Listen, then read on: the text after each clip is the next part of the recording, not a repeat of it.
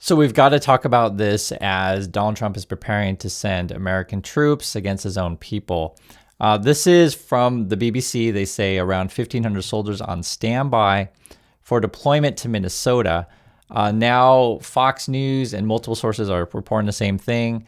Fox News says, I can confirm active duty troops with the 11th Airborne Division, again, from Alaska to Minnesota.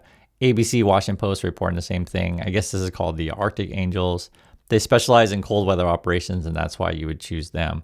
The thing is, though, guys, is they tried to do this thing in Korea, actually, recently. The former President Yoon, I've told you guys about this before. Very, very similar situation as Trump.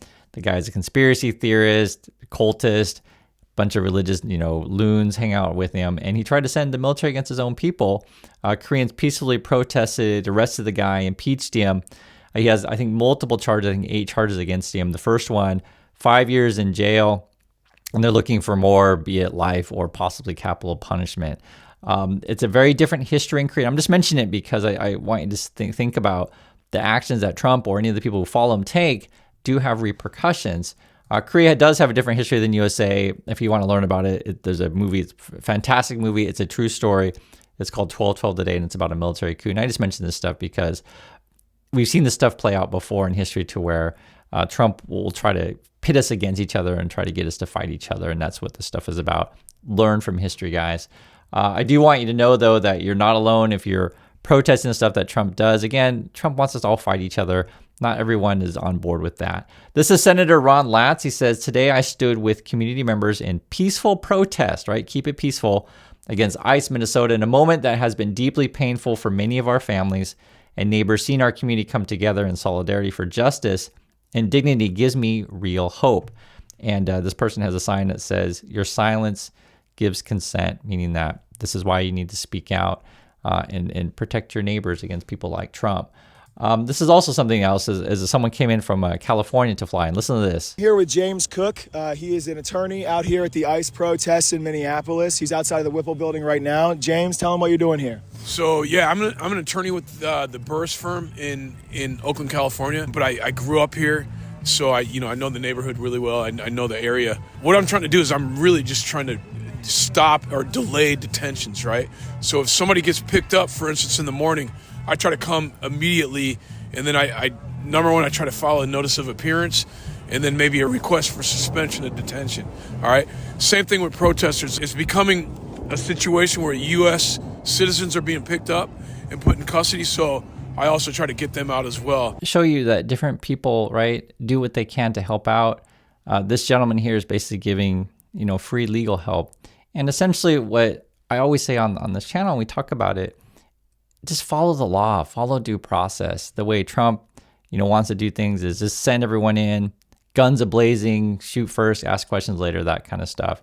And it creates all sorts of problems and just real tragedy for people if 2 people have already been shot in Minnesota, we talked about. It says ICE is looking for 5,600 refugees in Minnesota. Okay. Legal immigrants whose green cards are still in process. And these aren't simple, quote, re-interviews. It's guns drawn, detentions, and flights to Houston. This is what ICE is doing, because I kind of had a hunch, but this kind of stuff. And then let me put this in perspective. If you guys don't know, I was born in Vietnam at the end of the Vietnam War. I lost my family in the war. The American military actually took me from Vietnam to the USA. I did not become a citizen until about 8 years after that. That's how long the process takes. 8 years. I didn't become a citizen. I basically didn't really have much of a status, and it's a long story. But this is sort of what the Trump people try to do then, is defund the government, slow down the process, make it so you can't get visas. So even if people are trying to do things the right way, you can't even do it, and then they'll come and arrest you when you go to your green card, interviews. The similar situation with my wife. I'm an American citizen. My wife's a Korean national. We tried to go through this process. And it's a nightmare under Trump. I'll just put it in the simplest way understandable. This is actually a local hotel is talking about kicking out ICE. Listen to this. is a developing story, but we are now learning that ICE and Border Patrol agents are being kicked out of this hotel, the DoubleTree by Hilton in St. Paul downtown. The hotel says it's due to safety concerns. We did confirm with the hotel that all guests did receive a memo that all government employees have to be checked out by noon. The other guests are allowed to stay. The hotel says it's due to safety concerns. We just walked in, tried to book a room. We couldn't. They did confirm that it is closing. We do see a truck now leaving. Now, this is still a developing situation here in downtown Minneapolis. We're also learning that President Trump also has the Army's 11th Airborne Division on standby to be deployed here to Minnesota. So that's actually pretty interesting then. Local hotels are just like, we can't have ICE because it's unsafe. I can totally see that. And I'm sure the Trump people are going to be unhappy about that. But just showing you guys what's going on. And it's cold and it's snowy, right? And take a look at this. This is Representative Dave Min. Let's see what he has to say. He's in Minnesota, I think. Hey guys, it's Congressman Dave Min, and here's what you missed today. Earlier, we had a shadow field hearing here in Minneapolis in the state Senate building. 29 Democratic members of the House showed up to participate. We heard from a number of witnesses, including the mayors of Minneapolis and St. Paul.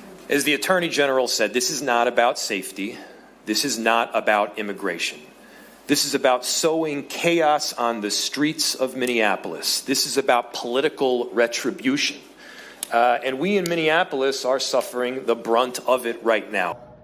From Attorney General Keith Ellison and a number of different witnesses. And we heard, among other things, from a woman who was pulled from her car, arrested. They smashed her windows in. She was detained for several hours, not allowed to have food, use the bathroom, have water, was not allowed to make a phone call. So not even the basic rights that criminals get. And of course, she wasn't doing anything wrong. I was put in a car with 3 agents and no other civilians.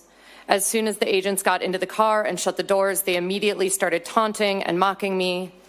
One agent took a photo of me on a cell phone and showed it to the other 2, laughing. Another made demeaning comments about my appearance. About 2 minutes into the ride, one agent said, quote, "You guys got to stop obstructing us. That's why this lesbian bitch is dead." Speaking of Renee Good. And I just want you to understand and see what's going on. And this is from people on the ground. And just know, no matter what whacked out stuff that Trump does, not everyone's on board with it. And as I showed you guys before, there will be repercussions of this stuff.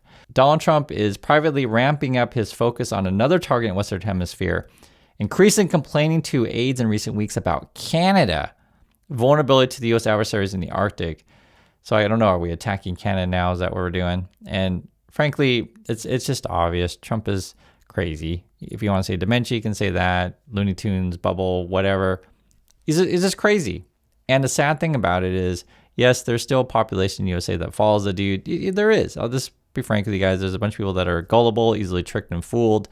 And this is what I try to do. I just try to show you guys the truth and talk to you like a normal person. Because I think the plan is cause a bunch of chaos. Now there's a bunch of chaos. Send the military in, control everything, and do that, as long as you're in power, and then try to set up your stupid organization where you ask everyone to give you $1 billion so you can have your new peace board thing. Now, not everyone is on board. Even Tony Blair is like, as from Bloomberg today, UK's Blair distances himself from Trump's $1 billion peace board fee. It's stupid, right? And this is what Carney has to say about this. Have a listen. Of the Board of Peace. The president raised it with me a few weeks ago.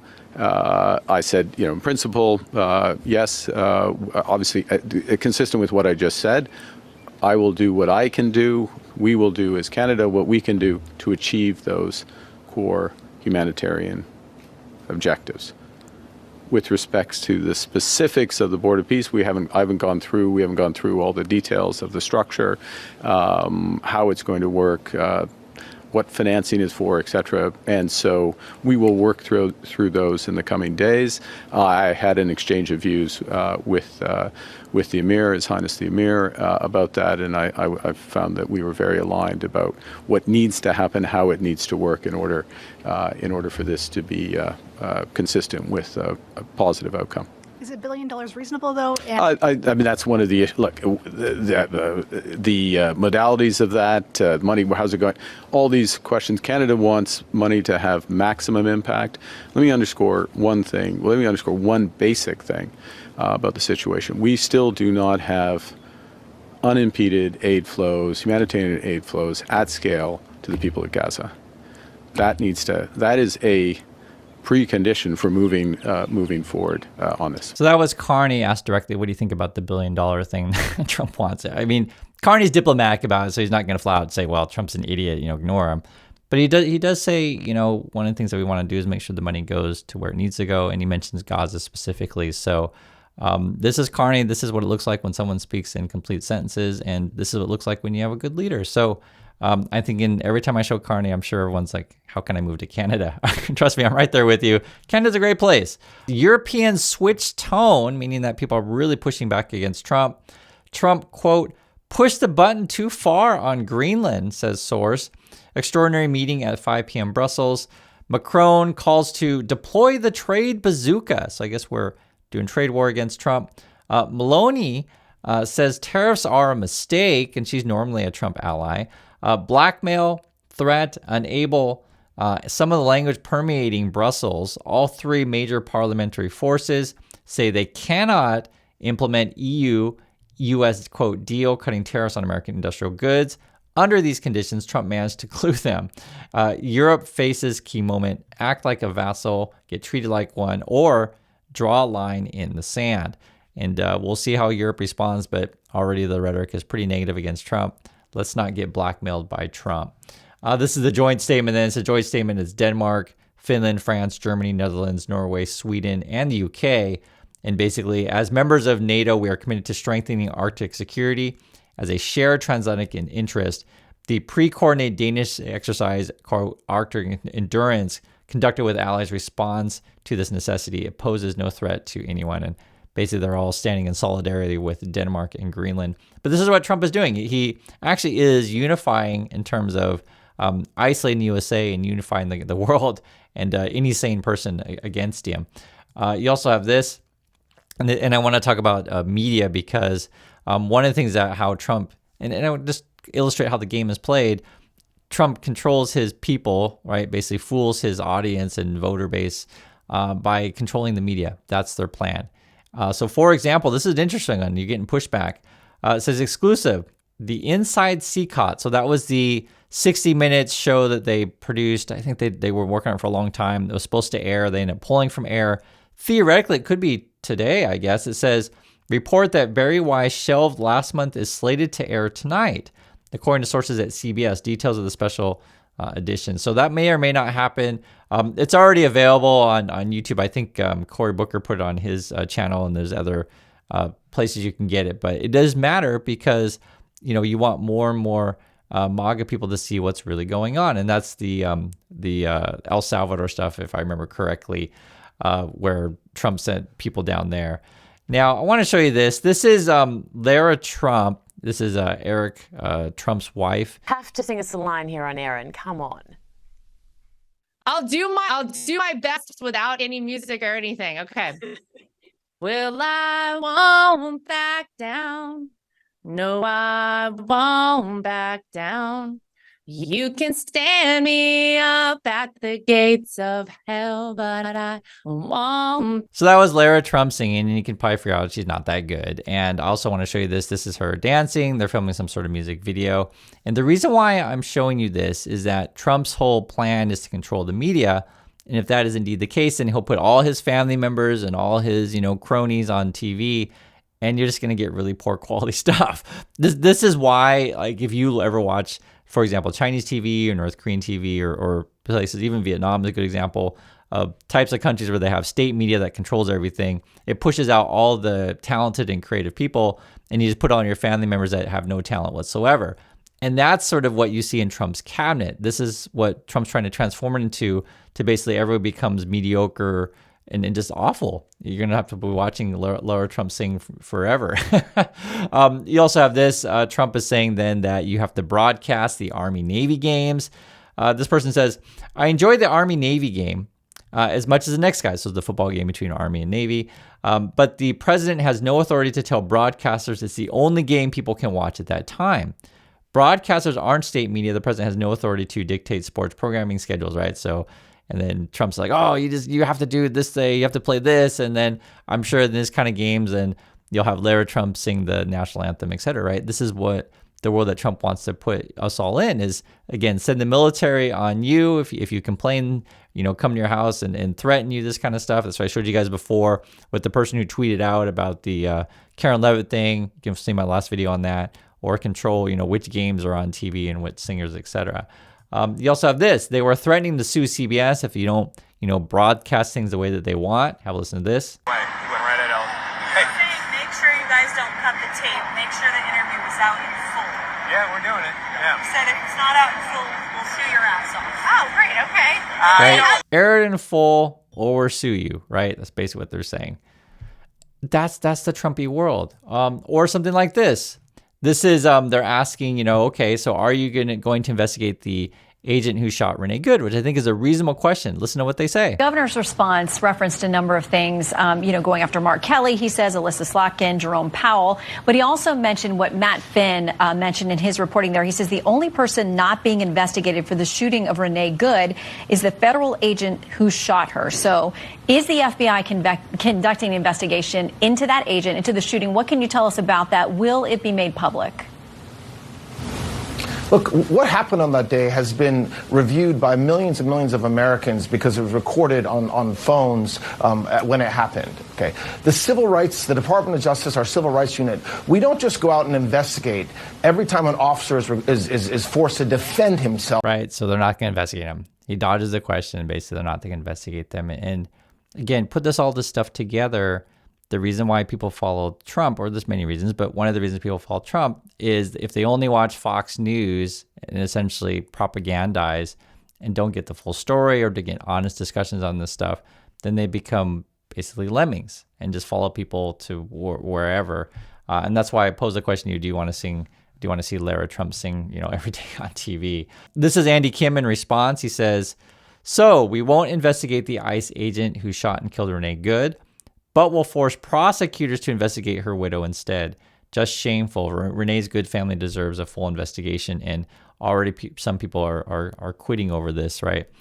So that's what's going on. I know it's not fun to talk about all the stuff that Trump is doing, but I do want to illustrate that people are pushing back, countries are pushing back, and as I showed you guys before, say in the situation in Korea, and you try to pull crazy crap like what former President Yoon did. He's got multiple charges against him, already 5 years in jail.